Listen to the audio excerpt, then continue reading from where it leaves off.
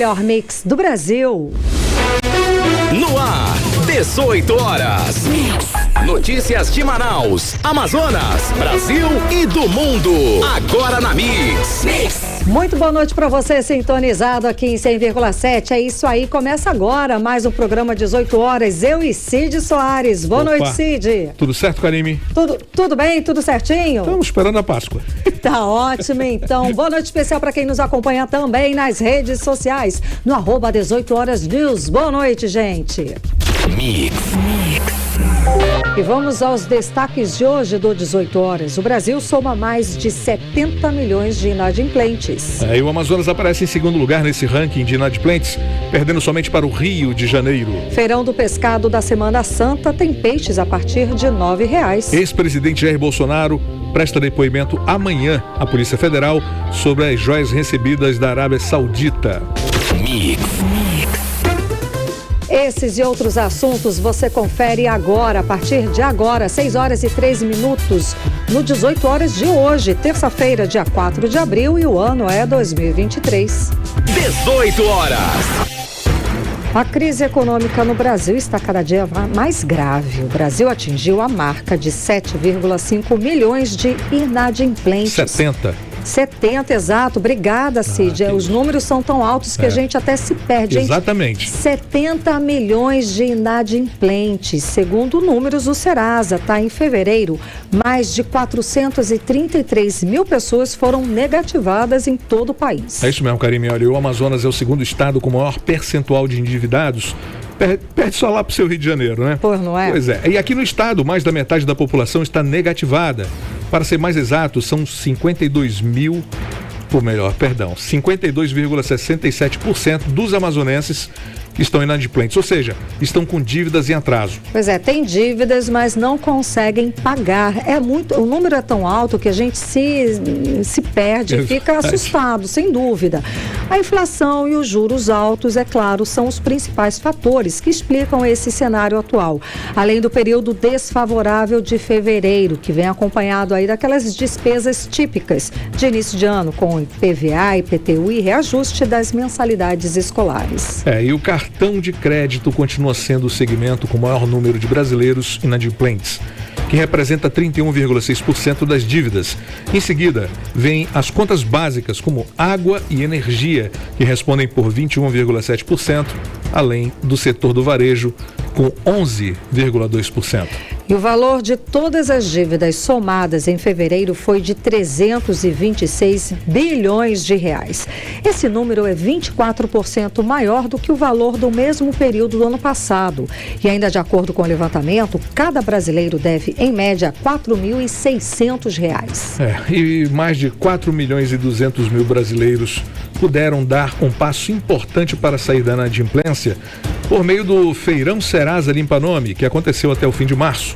Foram fechados mais de 4 milhões de acordos, somando 13 bilhões e 700 milhões de reais, isso só em descontos. Pois é, Cid, para quem perdeu aí essa oportunidade, existem outros mutirões acontecendo, como o litígio zero da Receita Federal, que foi prorrogado até o dia 31 de maio, e o do Banco do Brasil, que segue até o fim do mês de abril, além do Bradesco também, que vai até o dia 30 de junho. Bom, a verdade é que nunca o brasileiro deveu tanto, né? E nunca o índice de inadimplência, aquele que não paga em dia, foi tão alto.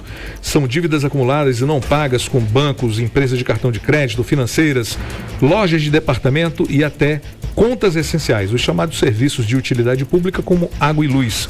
O brasileiro não está conseguindo pagar suas contas. Não está mesmo, né? Não tem por onde correr. Também a inflação, o desemprego, tudo deixa a vida do brasileiro cada vez mais difícil. É o preço da gasolina que não para de subir, são os impostos que cada dia consomem mais dinheiro do contribuinte, é a falta de perspectiva com o desemprego nas alturas. E tudo isso combinado com a falta de educação financeira do brasileiro acaba aí criando uma bola de neve que só cresce. Pois é, o consignado, que é a utilização do limite do cheque especial com juros absurdos, é facilidade também do cartão de crédito. Tudo isso é uma arapuca para que o brasileiro, saiba que ele está caindo. Mas não tem para onde correr. Não tem outra alternativa para fechar o mês. É a corda no pescoço que cada dia chega mais e mais, e tem muita gente entrando nisso. É uma realidade nossa, do nosso dia a dia aqui, de norte a sul do país. É aquela história, né, Cid? A gente sabe que vai cair no Marapuca, que é o crédito consignado, que é ali aproveitar algumas facilidades oferecidas nos bancos, nas instituições financeiras, mas a gente não tem por onde correr. Como é que vai fechar o mês? Porque você já está no Marapuca, né? Então você já está ali, e aí você vai tentando sobreviver, exato, vai empurrando e vai esperando, né? E aí esperando o quê? Uma das esperanças do brasileiro no fim do ano e para o início desse ano, que está endividado, foi justamente a promessa de campanha do Desenrola Brasil, que seria um escape, uma proposta aí para o brasileiro conseguir pagar, conseguir, enfim, terminar as suas dívidas. Seria um alívio para milhares de famílias quitarem suas dívidas, mas que até agora não saiu do papel. Já passou da hora do governo olhar mais para a economia e mostrar resultados. 18 horas. Olha, o presidente Luiz Inácio Lula da Silva sancionou a lei que determina o funcionamento ininterrupto das delegacias especializadas de atendimento à mulher, incluindo aí fim de semana e feriados. E o repórter André Meirelles está aqui com a gente no 18 horas. Explica pra gente como é que vai funcionar as delegacias da mulher a partir de agora aqui em Manaus e no interior do estado. Muito boa noite, André. Então, o que muda com a publicação dessa lei? Explica pra gente. Ok, muito boa noite, Karine, Cid, todos que nos acompanham ao vivo. Olha só, além de garantir que as delegacias fiquem abertas diariamente, o texto determina ainda que o atendimento de mulheres vítimas de qualquer tipo de violência ocorra em uma sala reservada e de preferência aí por policiais mulheres. O texto também prevê que as mulheres vítimas de violências deverão receber assistência psicológica e jurídica do poder público por meio dessas delegacias e também mediante convênios com a Defensoria Pública e órgãos do Sistema Único de Assistência Social e os juizados de violência doméstica e também familiar contra as mulheres ou varas criminais competentes. As delegacias especializadas em atendimento de crimes contra as mulheres, elas devem disponibilizar contato por telefone ou outro meio eletrônico com o objetivo de acionar imediatamente uma viatura da polícia em caso de violência contra a mulher. Segundo a legislação, nos municípios onde não houver essas unidades, a delegacia existente deve priorizar o atendimento da mulher vítima de violência por uma agente feminina especializada, ou seja, no caso de atendimento aí de alguma violência contra a mulher, deve ser solicitada esse atendimento por uma policial também mulher. E de acordo com a Polícia Civil aqui do Amazonas, em Manaus, existem 3 delegacias especializadas em crimes contra a mulher.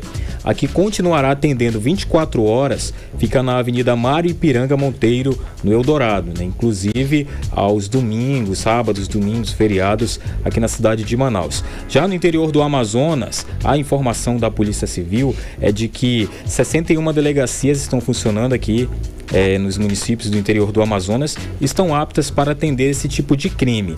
Dessas, 10 funcionam como delegacias especializadas de polícias para atender casos tanto aí de crimes contra as mulheres quanto crianças e idosos.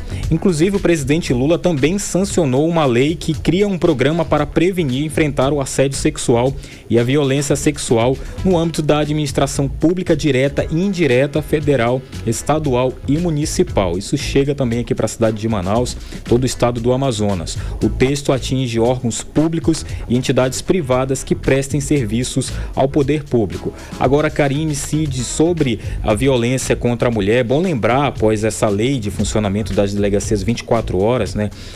Todos os dias para atender esse tipo de ocorrências. Então, entramos aí em contato com a delegada Débora Mafra, que é a titular, né, da delegacia de crimes contra as mulheres aqui na cidade de Manaus, e ela também, para aproveitar a oportunidade, chegou a dar aí ela chegou a dar orientações de como denunciar e também onde denunciar qualquer tipo de crime contra a mulher. A gente vai acompanhar o que ela disse, daqui a pouco a gente volta com mais informações. Boa!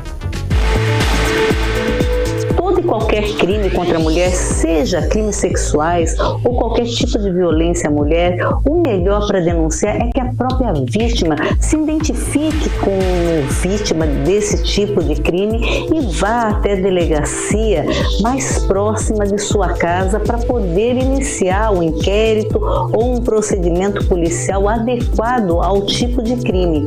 E caso for violência doméstica e familiar, que ela se dirija até a delegacia da mulher. Mas Mas se você sabe de alguma mulher que está sofrendo algum tipo de crime sexual ou qualquer tipo de violência à mulher, que você possa ligar, que é uma denúncia anônima, pelo meio do número 180 ou 181. E se caso você ouvir a mulher gritando, chamando, pedindo socorro, você possa ligar 190, que você estará ajudando demais essa vítima mulher que muitas vezes está na mão do agressor sem ter como sair daquele conflito.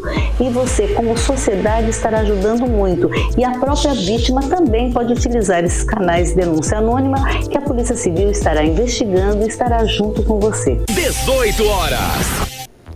Agora, teve também outra lei sancionada. Essa estabelece a prioridade de mulheres vítimas de violência doméstica pelo Sistema Nacional de Emprego, que é o SINE.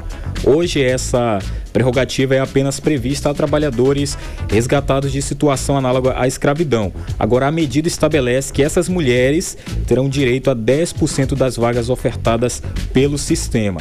Se não houver o preenchimento, do caso dessas mulheres vítimas de violência, os postos serão ofertados a mulheres e depois ao público geral. Karine, Cid. Tá ótimo, então. Muito obrigada pelas informações, André Meirelles. Boa noite, bom trabalho. Você volta daqui a pouco, né? Isso mesmo. Até já. Valeu. 18 horas. Olha, chuvas intensas aqui em Manaus e a baixa procura pela campanha de vacinação contra a gripe vem trazendo preocupação às autoridades de saúde. Exatamente, Cid. Olha, nessa etapa, a vacinação atende a crianças de 6 meses até 5 anos, grávidas, puérperas, além de mulheres que deram à luz há menos de 45 dias. Nesse grupo também estão os indígenas, profissionais de saúde, idosos com mais de 60 anos e professores da rede pública e privada. O objetivo é imunizar pelo menos 700 mil pessoas desse público-alvo.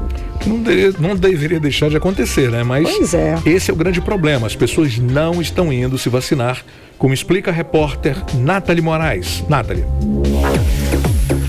A vacina trivalente contra a gripe está sendo ofertada nas salas de vacinação da Censa. São 171 salas de vacinação nas 5 zonas aqui da capital, com encerramento previsto na campanha de vacinação para o dia 31 de maio. Segundo a assessora técnica da Subsecretaria de Gestão em Saúde da Censa, Aldenise Araújo, são estimados que mais de 700 mil pessoas sejam vacinadas como parte do público-alvo da campanha contra a gripe. Nós estamos aí com a campanha em curso, vai até o dia 31 de maio.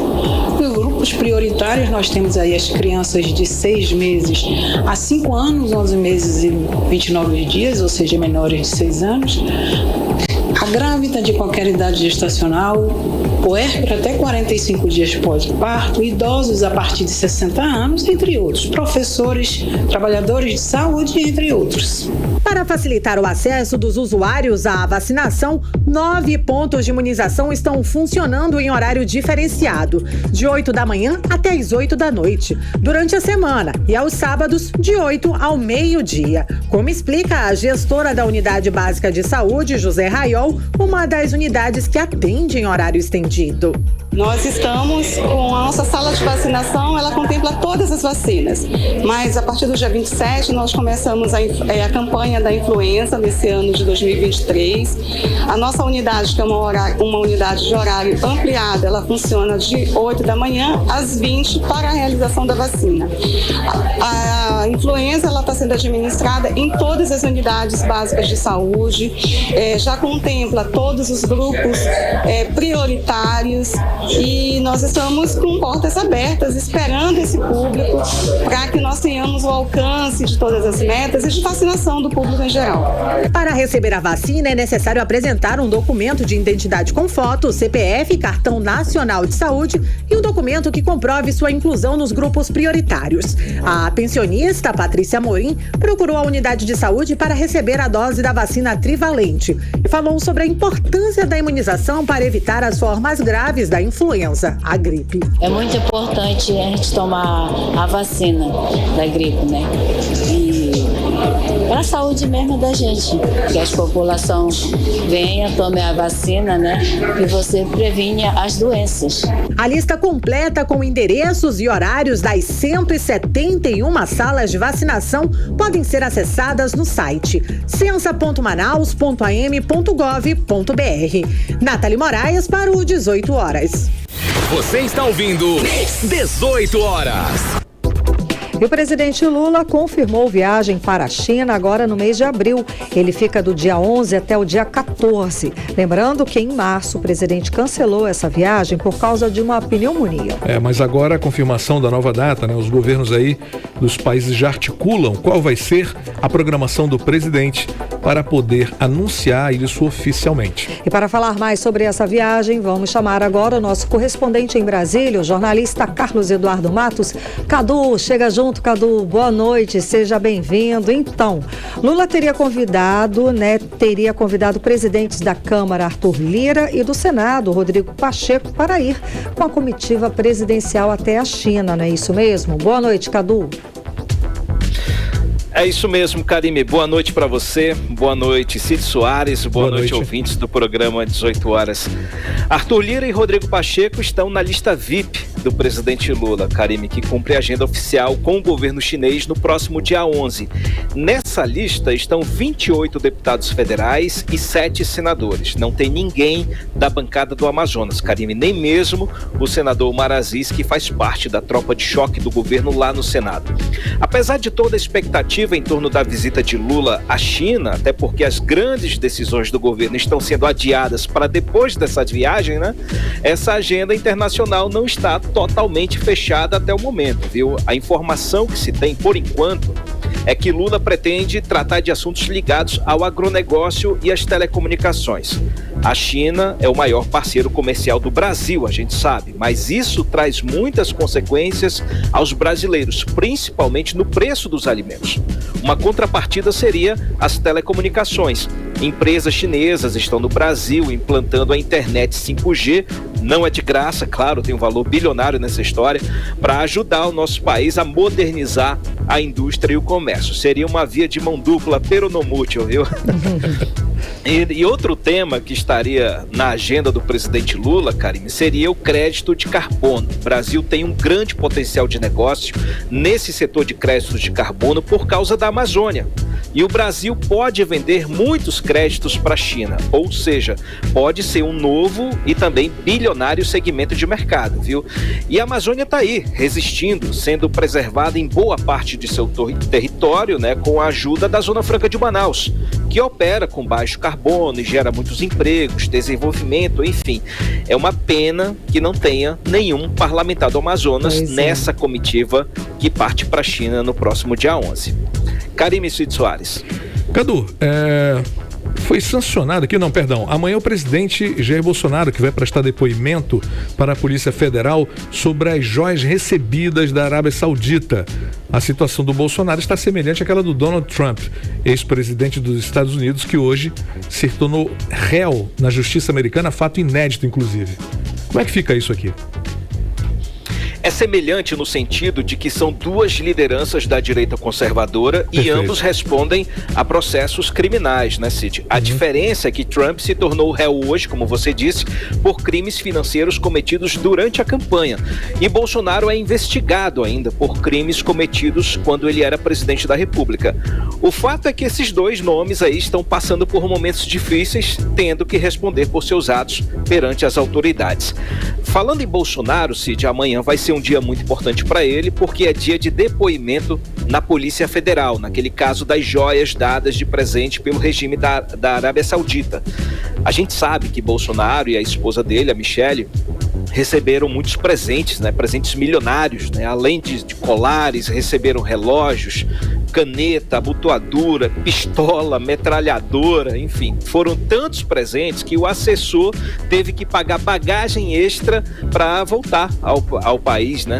Inclusive, hoje à tarde, Cid, Bolsonaro mandou devolver um dos pacotes de presentes que estava em seu acervo pessoal desde 2019.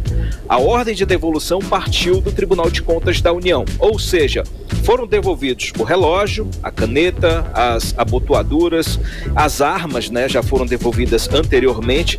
Já aquele primeiro pacote de joias que deu início a todo esse escândalo está ainda em poder da Receita Federal, ou seja, não tem mais nada em poder de Bolsonaro. Sobre essa história toda, Bolsonaro vai ter que se explicar, né? Por que ele resolveu se apossar dos presentes?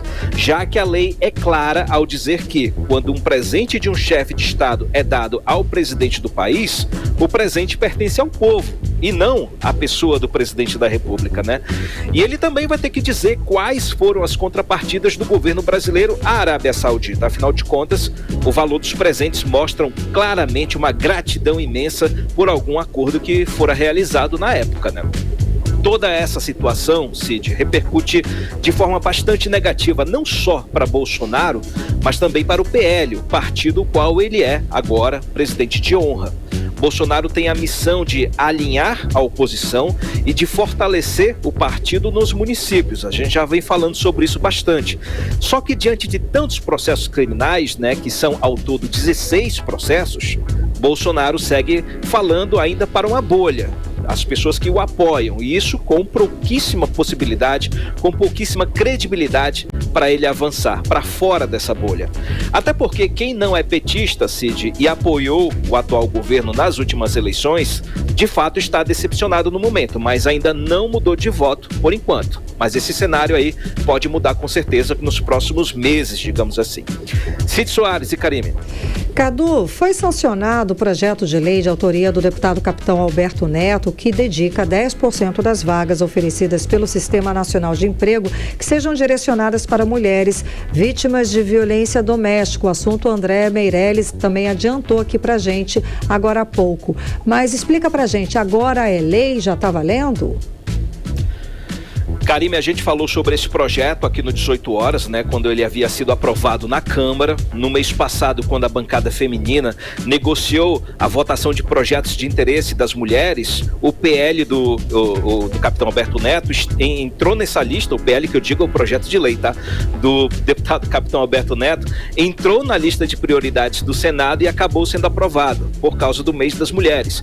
E hoje o texto foi sancionado pelo presidente Lula, a quem ele tanto critica, né? Democracia é isso, né, gente? Maravilha. Não importam as ideologias, as colorações políticas, o que importa aí, de fato, é o bem comum.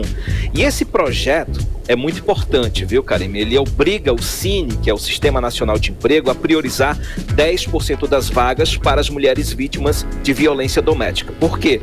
Não se trata tão somente de violência física, né? Já é muita coisa, né, Karime? E não se trata, porque vem junto aí, se trata também de violência financeira, violência psicológica, tudo vem num pacote só. E a mulher, quando resolve agir, resolve denunciar, ela perde o chão. Muitas ficam sem condições de sustentar a família. Afinal de contas, o homem foi embora, foi preso, enfim. Por isso, a ideia é abrir espaço no Cine para que elas possam se reerguer. Então, esse é o projeto aí que se tornou lei hoje. E vale ressaltar, vale a gente frisar, isso daí é a ideia de um deputado federal do estado do Amazonas. Então, nota 10 aí para o deputado federal, capitão Alberto Neto. Karime, antes de devolver sim, muito você, importante, segue. Sim. Não, segue, depois eu falo. Ah, tá. Eu ia finalizar com você uma última nota, sim, né? Eu não sei o meu tempo, na verdade. Pode falar, tá no tempo. Tô no tempo, então vamos lá. Karime, antes de encerrar, de passar para você, eu queria passar uma última nota, né? O Ministério Público Federal de Sergipe se posicionou hoje com relação ao caso da morte de Genivaldo de Jesus, aquele homem que morreu asfixiado dentro de uma viatura da Polícia Rodoviária Federal. Aquelas imagens foram chocantes, né? Chocaram o país no ano passado. Os policiais rodoviários federais, durante uma abordagem, né, acabaram imobilizando Genivaldo e o colocaram dentro do camburão. Em seguida, jogaram uma bomba de gás lacrimogêneo e fecharam a capota da viatura. E sem poder respirar, o Genivaldo acabou morrendo no hospital.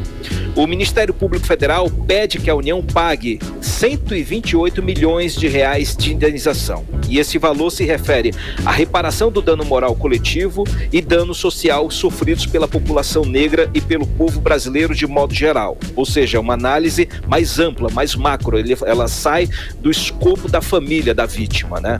Por isso, o MPF do Estado do Sergipe pede que o recurso seja encaminhado a um fundo de políticas sociais antirracistas. Os 3 policiais envolvidos nessa tragédia seguem presos e estão aguardando por homicídio, por crime de homicídio, perdão. Agora, o governo federal, o ministro da Justiça determinou que fossem pagas indenizações à família de Genivaldo, só que por conta de divergências entre o governo e advogados, até o momento essa indenização não saiu, por questões de valores. Agora sim, volto com vocês, Karine Cid. E a família segue sofrendo, enfim, mas que bom, teve algum desfecho, né? E os policiais envolvidos no caso aguardam o julgamento, não é isso? Estão presos aguardando. Exatamente. Tá ótimo. Cadu, eu ia voltar a falar da política de incentivos, de incentivos, né, que beneficiam, de certa forma, essa mulher vítima de violência doméstica. Foi anunciado por Lula naquele pacote de medidas no Dia Internacional da Mulher, né? No dia 8, ele chegou a anunciar uma série de ações, não é verdade? E essa que reflete na economia é um dos pontos mais importantes, porque é o principal ponto em que o marido, esse agente de violência doméstica, ele inibe a mulher de sair de casa. É a questão financeira. Se você sair, eu não te dou um tostão. Exatamente. As mulheres de todas as classes sociais já ouviram isso. Já ouviu também: eu que trabalhei, o dinheiro é meu, eu que ganhei, o que você fez? Foi em casa? Então você não tem direito a nada disso. Também há uma outra frase muito comum nas famílias, seja de qualquer classe social. Então é muito importante que a mulher saiba que tem direito, sim. Violência patrimonial, o nome disso, que a mulher que de qualquer classe social, ela vá a uma delegacia, pergunte, se informe, e também é uma alternativa agora, sabendo que num Cine, nesse sistema de empregos do país, ela vai ter uma prioridade aí para conseguir o emprego e para reconstruir uma nova vida. Isso é de fundamental importância, muito porque é o básico. A mulher que está nessa situação, ela realmente precisa sair desse ciclo vicioso, e ela só consegue sair se ela tiver como pagar as contas. Não adianta ir para a delegacia, falar e depois ela vai viver do quê? Como é que ela vai conseguir se reerguer? A maioria das vezes ela está fora do mercado de trabalho há anos. Então, tendo essa prioridade, tendo essa mão, esse direito, eu tenho certeza que muitas mulheres vão conseguir sair desse ciclo de violência doméstica com esse benefício, com essa lei que atende a essa mulher vítima de violência doméstica. Era isso que eu queria falar. Muito importante essa lei. Obrigada, Cadu. Valeu, Cadu. Eu que agradeço pelo ensinamento, viu, Karine? Um abraço para você. Se eu fosse assessor do deputado Capitão Alberto Neto, eu diria que esse é o PL do recomeço. Pronto. Que nada mais é isso, né? Exato. É o recomeço das mulheres que são vítimas, sem qualificação, tendo que retomar a vida. O Cine vai dar um pontapé inicial para a retomada das vidas dessas mulheres. Muito importante. Sim. Obrigado, Karine. Obrigada a você, valeu, Cid. Cadu. Um abraço, querido. Boa noite. Boa noite. Bom trabalho. Tchau, tchau. Tchau, tchau. Até mais. 18 horas. Bom, chegou a Semana Santa e com isso aumenta, é claro, o consumo de peixe. Aqui em Manaus começa nesta quarta-feira o Feirão do Pescado Especial Semana Santa, com peixes sendo vendidos a partir de R$ 9,00. E a ação vai até esta sexta-feira da Paixão. A estimativa da Agência de Desenvolvimento do Estado é que sejam comercializadas 100 toneladas de pescado, movimentando mais de R$ 1,5 milhão de reais. Mais de 40 pescadores e piscicultores vão estar envolvidos durante o feirão em 3 pontos da cidade, como explica a repórter Nathalie Moraes. Mais de 300 toneladas de peixe serão doadas para as instituições assistenciais do estado durante esta Semana Santa. O objetivo é que a iniciativa atenda pessoas em situação de vulnerabilidade social. Ao todo, 200 instituições vão receber o pescado, beneficiando mais de 100 mil famílias de baixa renda no Amazonas. Uma das instituições contempladas com a ação é a Associação do Idoso Paz e Bem, que existe há pelo menos 15 anos e trabalha com 120 famílias em situação de vulnerabilidade econômica. A presidente da instituição, Marilza Magalhães, reforça a importância do programa para os idosos carentes. A gente trabalha com idoso e a família e nunca fomos contemplados com uma doação dessa tão grande para beneficiar os nossos idosos, porque no período desse da Páscoa, da Quaresma, nem todos têm condições de comprar um tambaqui, porque os idosos que nós trabalhamos hoje, eles não estão aposentados, estão lutando pelo benefício porque são idosos carentes. Já o Feirão do Pescado 2023, especial Semana Santa, com 1 quilo do tambaqui vendido a partir de R$ 9,00, será realizado de quarta a sexta-feira em 3 pontos aqui da cidade. São eles a Arena Amadeu Teixeira, o Centro de Convivência Padre Pedro Vinólia, na Zona Norte, e o Centro Cultural Povos da Amazônia, na Zona Sul. Na quarta e quinta-feira, a população poderá adquirir os pescados de 7h30 da manhã até as 6h30 da noite.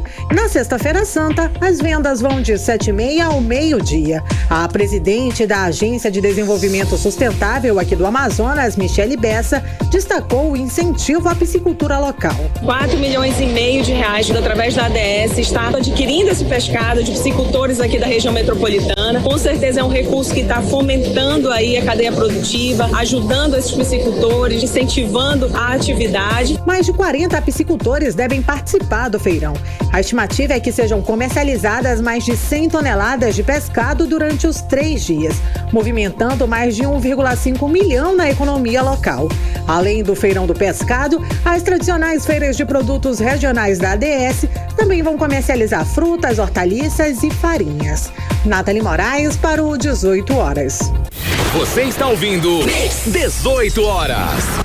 No estado do Amazonas e município de Manaus decretaram um ponto facultativo nesta quinta-feira, dia 6, que antecede o feriado da Semana Santa. Com isso, o feriadão da semana para os servidores vai ter 4 dias, quinta, sexta, sábado e domingo. Ficam de fora do feriadão os servidores essenciais como atendimentos de saúde e limpeza pública. Os serviços essenciais não param, né, Cid? No feriado da Páscoa, as agências bancárias vão fechar nesta sexta-feira santa. A informação é da Federação Brasileira de Bancos. É claro que os clientes podem usar os serviços online nos sites e aplicativos ou dos caixas eletrônicos que seguem disponíveis em toda a rede bancária. E as contas que vencerem neste dia 7 podem ser pagas sem multa na próxima segunda-feira, dia 10. Olha, shoppings e o comércio do centro de Manaus vão abrir, mas em horário reduzido. Na sexta-feira, por exemplo, o comércio do centro da cidade funciona de 9 da manhã até 1 da tarde e os shoppings só vão abrir na parte da tarde, depois do meio-dia. Então já fica sabendo aí, né? E no sábado o comércio do centro e shoppings abrem em horário normal. 18 horas. E daqui a pouco, aqui no 18 horas, Grupo de Trabalho da Reforma Tributária desembarca em Manaus no próximo dia 14 de abril. E na agenda está a visita nas indústrias da Zona Franca. É o nosso assunto em instantes.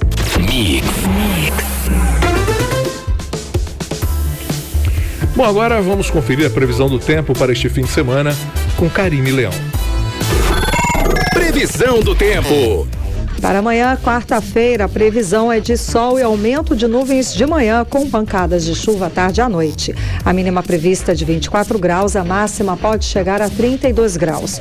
As chances de chuva são de 80% e a umidade relativa do ar fica entre 61% e 97%. 18 horas. Olha, bom saber também que o 80% vai de chuva, não tem jeito. O Rio Negro subiu mais 3 centímetros de ontem para hoje, elevando o nível do Porto de Manaus para 26 metros e 9 centímetros acima do nível do mar.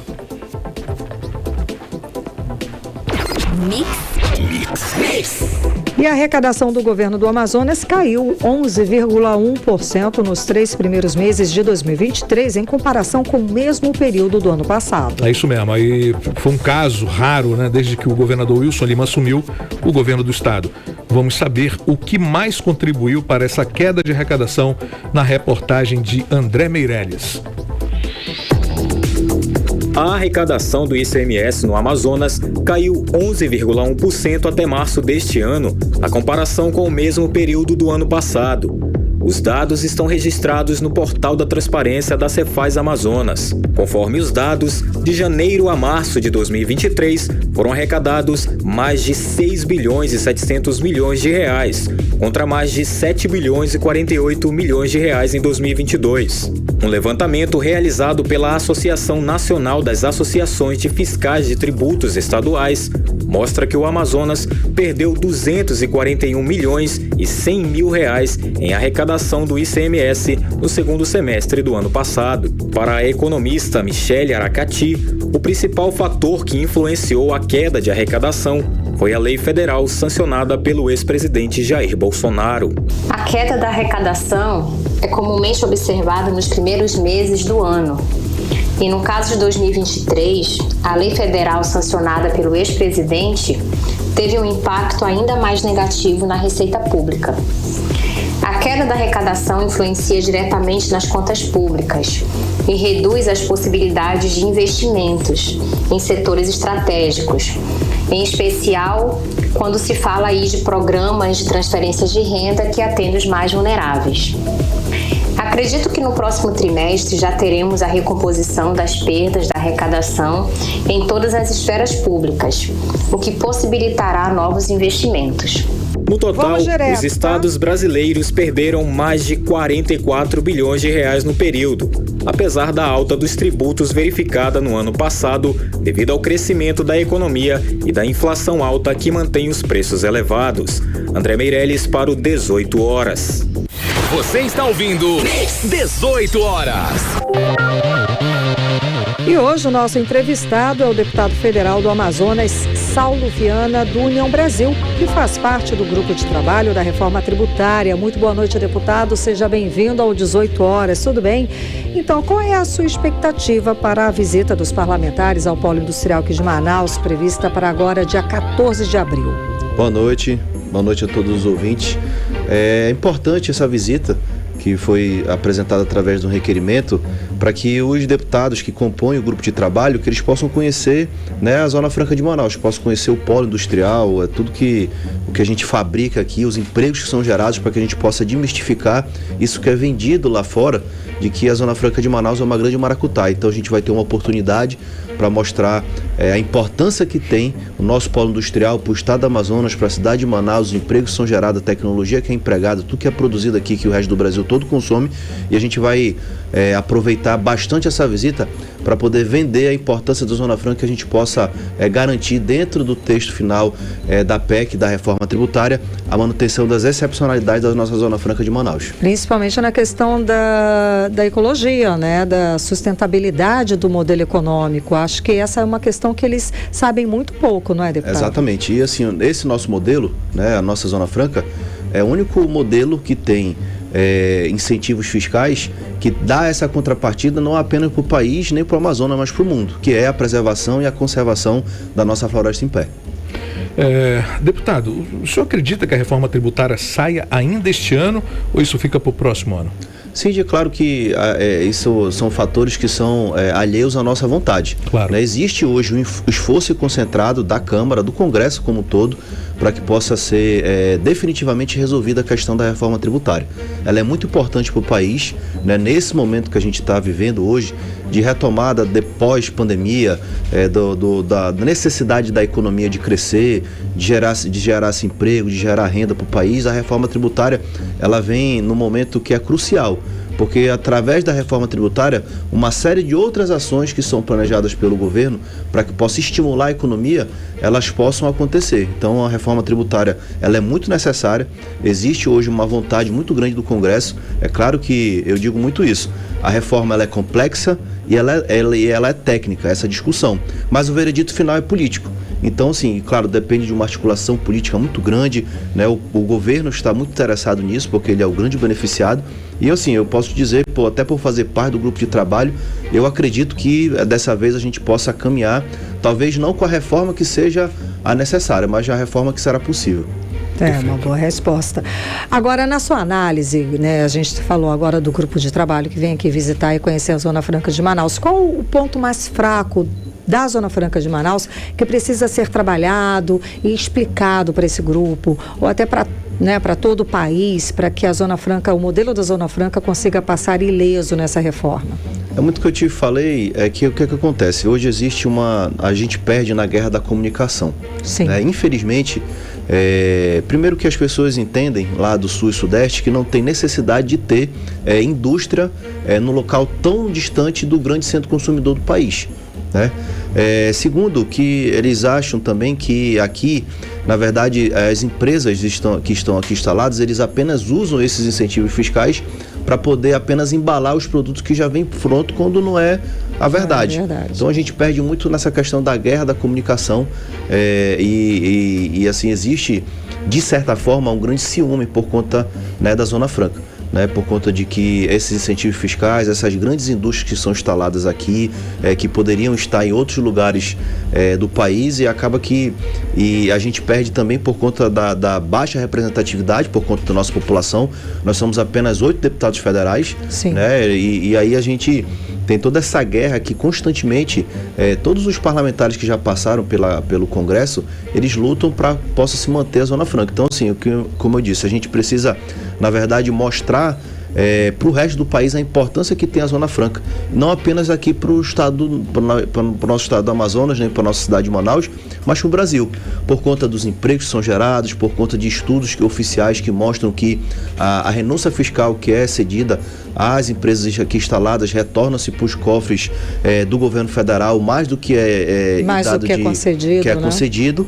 E claro que, ainda mais nesse momento que a gente vive também, da questão desse tema, que é um tema hoje mundial, que é a preservação e a conservação do meio ambiente, da floresta.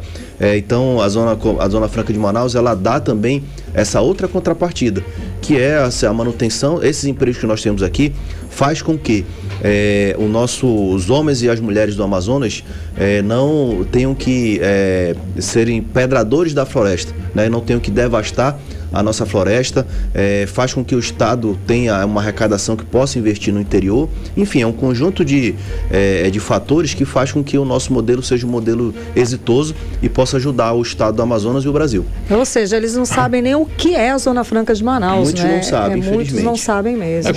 Quando se fala em comunicação, essa fraca comunicação, exatamente isso, porque não existe realmente a visita dos parlamentares, nunca vieram aqui em loco saber como de fato funciona o nosso distrito, o que é e como é produzido. Exato. aqui. Eu posso dar um exemplo para vocês aqui, claro. E aí a gente participando disso e estudando, a gente vai aprendendo, né?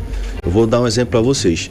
Nos últimos governos, desde a época do governo Temer, a Zona Franca foi perdendo os incentivos fiscais, por exemplo, do polo de concentrados, certo? E aí o que acontece? Com essa diminuição do incentivo, o que aconteceu? Uma empresa que era instalada aqui, ela fechou as portas aqui, mas ela não foi para nenhum outro estado do brasileiro. Ela foi para outro país, ela foi para a Zona Franca do Uruguai. Pronto. E o polo de concentrados, ele só existe na Zona Franca de Manaus. Ou seja, se você diminui esse incentivo, o que vai fazer? Ele vai acabar. Quem perde é o país. Por exemplo, esse setor é um setor do polo industrial que ele tem no PPB, que é aprovado, né, para que possa, inclusive, captar recurso, que obrigatoriamente seja usado a matéria-prima da Amazônia e principalmente do interior. Ou seja, ajuda também a gerar emprego não apenas na nossa capital, mas também no interior, e levar emprego e renda para o interior. Bom, nós já temos algum arcabouço aí, alguma proposta que possa garantir a Zona Franca de Manaus? Então, existe um entendimento, né, e isso é uma construção política, Cid. Existe um entendimento, o governo federal se comprometeu de apresentar uma proposta, né, e o governo do estado também está estudando uma proposta. Né, a nossa ideia é que a gente possa juntar o melhor que tem da proposta do governo federal com a melhor proposta do governo do estado, para que a gente possa juntar, compilar e isso poder colocar no texto algo que vá manter a nossa Zona Franca de Manaus. Nesse momento a gente está estudando isso, tanto o governo federal como o governo do estado está estudando isso constantemente, né? A bancada do Amazonas e os representantes aqui que eu quero fazer uma menção, que é o deputado Sidney Leite e o deputado Adail Filho, que juntamente comigo, que fazem parte do grupo de trabalho que discute a reforma tributária. Constantemente nós estamos em contato, tanto com o governo federal, tanto com o governo do estado, para que a gente possa construir o melhor texto possível para manter a nossa Zona Franca de Manaus, e inclusive que a gente possa até ampliar esses benefícios, que a gente possa inclusive trazer a oportunidade de outros setores da indústria para que a gente possa continuar gerando, inclusive se puder aumentando o emprego e manter a nossa Zona Franca de Manaus forte, uma vez que ela está na Constituição até o ano de 2073. Agora, voltando a falar da falta de entendimento, de conhecimento por parte, principalmente do Congresso, por parte de Brasília, a respeito do que é a Zona Franca de Manaus e também da nossa bancada amazonense lá, e de repente essa falta de representatividade, até de número. Hoje a gente estava falando do grupo de trabalhos, hoje a ministra Simone Tebet, ela criticou a Zona Franca de Manaus justamente no grupo de trabalhos da reforma tributária, e não tinha nenhum representante da bancada do Amazonas para rebater essas críticas. Então é disso que a gente fala, porque só um amazonense pode rebater essa crítica, não é? Exatamente, muito do que eu vi depois do que ela falou. Na verdade, essa semana é uma semana que não está tendo sessão em Brasília, sessão do plenário, né? E a ministra Simone Tebet, ela tinha sido convidada a participar 2 semanas atrás, ela 2 vezes cancelou a agenda e ela fez justamente a audiência, ela participou da audiência pública do grupo de trabalho justamente hoje, que era um dia que não está acontecendo sessão, logo os parlamentares, né, do estado do Amazonas, de todo o Brasil, não estão em Brasília. E eu vi a fala dela depois do que ela questionou, falou da Zona Franca de Manaus, e mostra um total desconhecimento do que representa a Zona Franca de Manaus. E como eu digo muito isso, é importante a gente ter também esse entendimento. A Zona Franca de Manaus não é importante para o Amazonas, nem para Manaus apenas. Ela é importante para o Brasil e para o mundo, porque esse modelo é o único modelo que dá em contrapartida a preservação da natureza, diferente do estado da ministra Simone Tebet, que é o Mato Grosso, que é um estado que extremamente, sempre tem altos índices de desmatamento, né, por conta da atividade da pecuária, que não dá contrapartida nenhuma para o Brasil. Infelizmente, essa é a grande verdade, essa falta de conhecimento que a gente trabalha muito para rebater. Bom, deputado, mudando um pouco de assunto, entramos aí no 4º mês do governo Lula e a SUFRAMA ainda está sendo comandada por um superintendente interino, né? A nossa bancada, de novo, questiona aqui a representatividade da bancada do Amazonas lá, já que juntos, todos da bancada, por unanimidade, selecionaram e elegeram o nome do Bosco Saraiva, né? E até agora não foi definido nenhum, nem outro, nem interino. Como é que o senhor analisa essa situação? Na verdade, assim, primeiro, por mais que hoje o superintendente seja interino, o trabalho da SUFRAMA continua andando. Sim. Né? Inclusive, hoje... Que é um técnico experientíssimo. Exatamente, é uma pessoa que é um servidor da casa, que já passou já teve várias outras funções dentro da SUFRAMA, inclusive já ocupou também o cargo de superintendente, que é o Marcelo, que ele tem um grande conhecimento, ele continua tocando naturalmente o trabalho da SUFRAMA. É óbvio que existiu aí um pedido do governo federal e assim, ninguém da bancada foi lá e pediu um nome. O governo federal procurou a bancada através do nosso coordenador e pediu que fosse indicado o nome de consenso da bancada.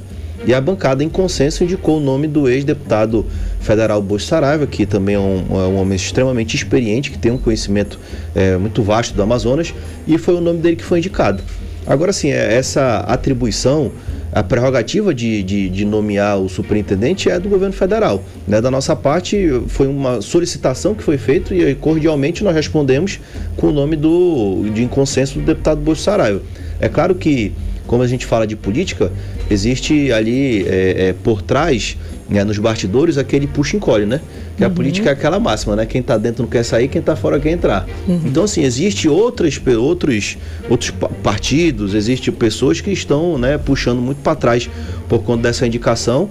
Agora, sim, a bancada em total está muito tranquila. Por quê? Porque ninguém foi lá e pediu uma indicação do nome. Né? Foi uma solicitação do próprio governo e o governo está à vontade aí para indicar, no momento que achar oportuno, o nome do do Bolsonaro, ou então manter hoje a pessoa que está lá como interino, ou até mesmo indicar um outro nome. Ou então oficializa logo o nome de Marcelo Pereira como superintendente, porque o interino parece que é um desprestígio, não só para o próprio Marcelo Pereira, quanto para superintendentes, quanto para a SUFRAMA e quanto para a bancada do Amazonas. É esse sentimento que a gente sempre tem, não é, no deputado? Dia que, há 2 semanas atrás, o vice-presidente Geraldo Alckmin, que é o ministro da Indústria, Comércio e Serviços, que a SUFRAMA está debaixo do guarda-chuva desse ministério, falou que ele iria, no máximo em 2 semanas, ele iria nomear, né, oficialmente o superintendente. Ele não falou em nomes, mas é claro que ele falou que iria nomear oficialmente o superintendente, né? E a gente espera, claro, que existe, dá essa impressão de desprestígio, mas com certeza o trabalho da SUFRAMA continua. Inclusive amanhã a SUFRAMA está recebendo aqui o secretário executivo, né, da pasta, né, que é o secretário executivo Wallace, que ele virá aqui para poder fazer uma reunião, né, com o pessoal da indústria, né, inclusive foi até convidado pela própria SUFRAMA, ou seja, o trabalho continua andando naturalmente. Certo. Eu perguntava para o senhor sobre o Zé Ricardo, eu ouvi falar muito no nome dele em relação à SUFRAMA. Está descartado ou ainda continua sendo um bom nome para... Cid, eu não posso te falar oficialmente, o que eu sei é a mesma coisa que eu acredito que você saiba. Existem algumas outras pessoas, o próprio partido do presidente, o PT, tem dois nomes que eles indicam para ser superintendente, né, independente da bancada, dessa solicitação que foi feita à bancada. Ou seja, então assim, tem, com toda certeza, até hoje não foi nomeado superintendente efetivo, porque existe aí né, pedidos de vários lados, de várias correntes dentro do próprio partido, e a gente observa que o governo até hoje não tem ainda uma clareza sobre isso. Existe muito ainda, se você ver, existe cargos do governo federal de 2º, 3º escalão que até hoje não foram nomeados porque o próprio governo não se entende o que vai fazer, quem vai nomear, ou qual é a composição política que deve se fazer para poder contemplar esses cargos, e a nossa SUFRAMA, infelizmente, está nessa situação. O único cargo do estado do Amazonas que está oficialmente nomeado é o cargo de superintendente da Polícia Federal. O resto, todos os outros cargos ainda continuam interino, muito por conta dessa falta de entendimento do governo de quem serão os nomeados, né? Perfeito. Tá, ok. Para finalizar, deputado, como é que o senhor avalia esses primeiros 100 dias de governo Lula? Eu acho que o governo tem buscado, né? Existe alguns ministros que têm buscado aí acertar muito, mas o que eu observo que tem atrapalhado muito o governo é a política partidária, né? O partido do presidente hoje atrapalha muito a gestão do presidente, por incrível que pareça, né? Porque existem várias correntes dentro do PT que cada um puxa para o lado e os interesses deles são maiores do que os interesses da nação. Isso tem atrapalhado muito a gestão do presidente Lula por várias questões, né? E aí, claro, a gente sabe que lá no Congresso é muito comum essa questão da articulação política partidária dos partidos. É importante o presidente ter base dentro do Congresso para que ele possa, através dessa base, votar matérias que são de interesse do governo, aprovar medidas provisórias, enfim. Então, hoje, quem atrapalha o mandato do presidente, eu observo, é o próprio partido do presidente, por conta desses problemas que acontecem em nomeações, como é o caso em específico da SUFRAMA. Mas tem, claro, pessoas dentro do governo que têm trabalhado muito para poder acertar. E aqui, por exemplo, o ministro da Economia, o Fernando Haddad, tem buscado, ele é um cara de uma interlocução muito grande, né, e uma pessoa do diálogo, né? Então, assim, eu já tive a oportunidade de reunir com ele e vários outros ministros que têm buscado acertar. Tem essa questão política que atrapalha, mas eu acho que num todo, hoje pode-se dizer que o governo tem uma nota 6, mas eu torço para que as coisas andem, porque não é uma questão partidária ou ideológica, é uma questão de Brasil. No momento que o presidente está no mandato, cumprindo o mandato, a gente tem que torcer para dar certo, porque vai dar certo para o Brasil. Sem dúvida, muitíssimo obrigada pela sua participação, pela sua presença hoje aqui conversando com a gente no 18 horas. Obrigado, gente, sempre à disposição. Uma ótima noite. Conversamos com o deputado federal do Amazonas, Saulo Viana, do União Brasil. 18 horas. E o Ministério Público Federal arquivou o inquérito que investigava possíveis irregularidades na seleção de unidades habitacionais do programa Minha Casa Minha Vida da Prefeitura de Manaus. O inquérito foi arquivado por ausência de indícios de envolvimento do prefeito Davi Almeida. A decisão foi tomada pela 5ª Câmara de Coordenação e Revisão do Ministério Público Federal. Agora em Manaus, 6h55. Mix. E chegou a hora de conferir os bastidores da política do Amazonas, da política local, com ela, a repórter Cíntia Blink. Cíntia, muito boa noite, Cíntia. Então, o Ministério Público criou 10 cargos para novos promotores, com salários, gente, de R$35 mil. É isso mesmo? É essa bagatela, Cíntia? Boa noite. Boa noite, Karime, Cid, todo boa mundo noite. Está com a gente aqui na 100.7. Sim, o Ministério Público criou aí, aliás, vamos começar do começo. Os deputados da Assembleia Legislativa aprovaram, porque o Ministério Público não faz nada sozinho, o Ministério Público criou 10 cargos de promotor de justiça da entrância final, e isso com a assinatura do governador do Amazonas, tá? Como eu falei, não se faz nada sozinho ali. O cargo é considerado topo de carreira e o salário começa, como o Karime falou, em R$35.700. Mas esse novo cargo ele já vem com reajuste garantido, tanto para 2024 quanto para 2025. Em 2024, esses R$35.700 pulam para R$37.700 e em 2025 chega a R$39.700. Então a gente está falando aí de um fim de carreira muito feliz, né? Não sei como colocar aqui mais do que isso. Karime, Cid. Bom, e depois de uma possível aproximação do prefeito Davi Almeida com o Partido Liberal, hoje o Coronel Menezes teve um encontro com Alfredo Nascimento, presidente estadual do partido. O que significa isso, Blink? Para começo de conversa, Cid, isso significa que a campanha eleitoral de 2024 está muito on, viu? Depois quer dizer que o Alfredo Nascimento, presidente do PL no Amazonas, não ficou satisfeito, como já era esperado, com o mimo do prefeito de Manaus para ele, né, que foi colocar o irmão, Evilásio Nascimento, na diretoria de turismo da Manaus CUT. Lembrando que Evilásio, né, irmão de Alfredo Nascimento. E por que eu digo que o Alfredo Nascimento não ficou totalmente satisfeito? Porque não é segredo para ninguém, Davi Almeida e Coronel Menezes se odeiam, né? Isso ficou bem claro aí nas eleições passadas e tudo mais. E eles podem ser adversários em 2024, porque Coronel Menezes também não esconde a vontade de ser prefeito, né? E Davi Almeida naturalmente será candidato à reeleição. E o PL ainda não definiu quem vai ser o candidato do partido dele. Pode ser Alberto Neto, pode ser Menezes, mas agora também, talvez, quem sabe, poderia ser aí um Davi Almeida. Gente, tá tudo muito não definido. Então, o que quer dizer nos fim das contas? Que tem muitos dados para se rolarem ali no PL, viu, Cid? Perfeito. Karime.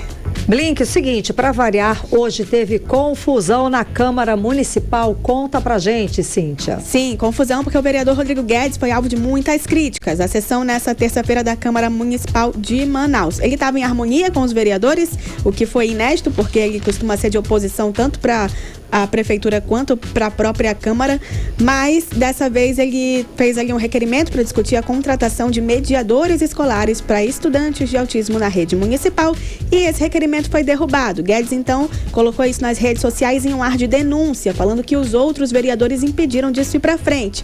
Os outros vereadores não gostaram nada disso, disseram que Guedes estava fazendo fake news, porque a única razão para eles não colocarem isso para frente é porque já tem uma medida da prefeitura que transforma isso em realidade. E só para finalizar rapidinho, o governador Wilson Lima, ele anunciou que vai criar uma nova secretaria de mineração e vai recriar a Secretaria de Esportes. É isso. E mais dinheiro. Bom. Não é não? Muito obrigada, Cíntia Blink. Obrigada, boa noite. volto amanhã. Até amanhã. Muito bem, agora Editorial 18 horas.